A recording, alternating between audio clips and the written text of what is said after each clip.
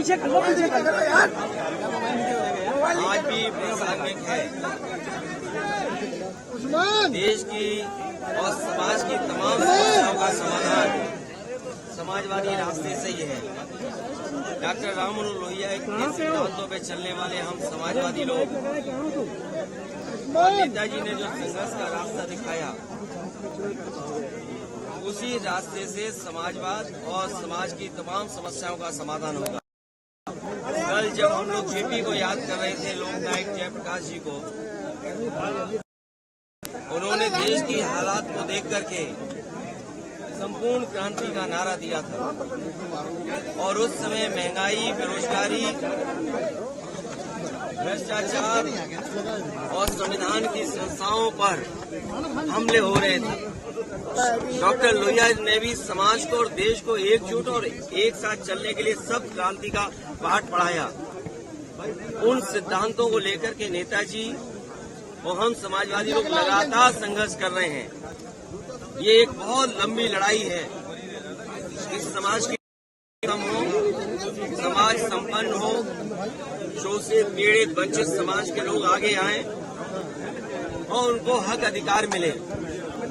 आज भी जब हम डॉक्टर लोहिया को याद करते हैं तो ये भी याद करें, एक समय ऐसा आया था कि डॉक्टर भीमराव अम्बेडकर और डॉक्टर लोहिया दोनों मिलकर के साथ काम करना चाहते थे।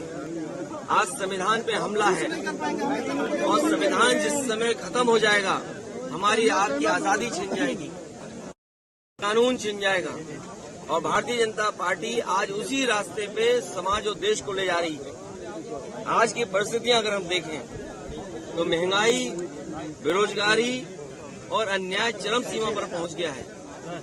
इसे डॉक्टर लोहिया का रास्ता, समाजवादियों के रास्ते पे चल करके ही समाज को नई दिशा दिलाने का काम हम समाजवादी लोग मिलकर के करेंगे।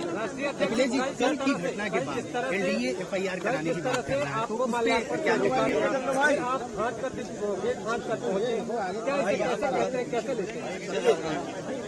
ये तमाम संस्थाएं जहां हम खड़े हैं, डॉक्टर राम मनोहर लोहिया जी का पार्क है और पुराने साथियों को याद होगा कि नेताजी से लेकर के उस समय के समाजवादी लोग यहाँ पर आए थे और इस पार्क का शुरुआत और जेपीआईसी का शिलान्यास हुआ था। लोकनायक जयप्रकाश जी का म्यूजियम है, वो समाजवाद का संग्रहालय है। सवाल तो आपको ये पूछना चाहिए सरकार से कि किस कारण वो समाजवादियों का संग्रहालय का पूरा नष्ट कर दिया उन्होंने। आखिरकार क्या कारण है? एलडीए और सरकार मिलकर के उस म्यूजियम को बंद कर रही है। उसमें पूरा का पूरा जीवन जयप्रकाश जी ने जिस तरीके से जिया, हर चीज उनकी वहां कोशिश की है कि उस तरीके से उसको रखी जाए। अखबार इमरजेंसी के टाइम में छपा था जिसमें एडिटोरियल नहीं था। वो थाली बजाने का जो संघर्ष और लोगों को जगाने का काम, जोड़ने का काम किया था, वो भी उस म्यूजियम में है। आखिरकार सरकार क्या छिपा रही है? और फिर अगर उनकी नीयत साफ होती तो इस तरीके से लोकनायक जयप्रकाश जी को पॉलिथीन से नहीं ढकते। ये लोग अपनी नाकामी छिपा रहे हैं, अपना भ्रष्टाचार छिपा रहे हैं, जो अच्छी चीज बनी है उसको खत्म कर दिया वो छिपा रहे हैं। समाजवादियों ने सपना देखा कि आने वाली पीढ़ी को एक म्यूजियम दें, एक किसी के जीवन के बारे में समझाएं, दिखाएं, जिससे वो कुछ प्रेरणा ले सके। ऐसी संस्था को चौपट करने का काम, बर्बाद करने का काम अगर किसी ने किया है तो भारतीय जनता पार्टी की सरकार ने किया है। और हम लोग सर्वेंट डिप्टी मिनिस्टर का जवाब नहीं देते हैं, सर्वेंट डिप्टी चीफ मिनिस्टरों का जवाब नहीं देते हैं। और इसलिए नहीं देते हैं कि कोई जिम्मेदार अगर है तो वो मुख्यमंत्री खुद जिम्मेदार हैं। अगर वो सड़क के टूटने पर, किसी आंदोलन में किसी सरकारी चीज के नुकसान पर भरपाई करते हैं वो उसकी जेब से, तो क्या ये रिवर फ्रंट, यही जेपीआईसी, ये म्यूजियम और ये जो पार्कों की बर्बादी है, क्या इसका वसूला नहीं जाए सरकार से? जिस तरह से लगातार जैसे ये सामने चीजें आई, उसके बाद तमाम तरह के विरोध शुरू हो गए। आप अगर ये बताते लोहिया पार्क में ना आने देते आज, तो हम और आप कैसे आते? केवल हमने बाउंड्री नहीं चढ़ी या गेट पे हम ही नहीं गए, हम अपने पत्रकार साथियों से कहेंगे कि मैं आपका भी धन्यवाद देता हूँ कि आप भी लांग गए उसको, आप भी छलांग मार गए। तो अगर एफआईआर हम पे होगी तो तैयार आप भी रहो, एफआईआर आप पर भी होगी।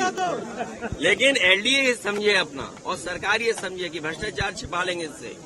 अरे जिनको रख रखाव से लगाव नहीं, पेड़ पौधों से लगाव नहीं, उनसे क्या उम्मीद करोगे, क्या उम्मीद करोगे उनसे? और फिर सरकार कौन है, सरकार कौन है? ये सर्वेंट डिप्टी चीफ मिनिस्टर का जवाब देंगे हम लोग क्या, जिन्होंने अस्पतालों का सत्यानाश कर दिया। आप अभी चलिए लोहिया अस्पताल, अभी चलिए सिविल हॉस्पिटल, अभी चाहिए कैसी अस्पताल में अगर एक भी गरीब का सरकारी अस्पताल में इलाज हो रहा हो तो बता दें।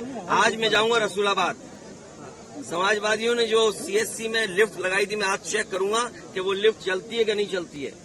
याद कीजिए सीएससी को लेकर के क्या कहा था सरकार ने। तो इसलिए इनकी बातों में मत आइए, बजट के हिसाब से मत बोलिए। मैं यूट्यूबर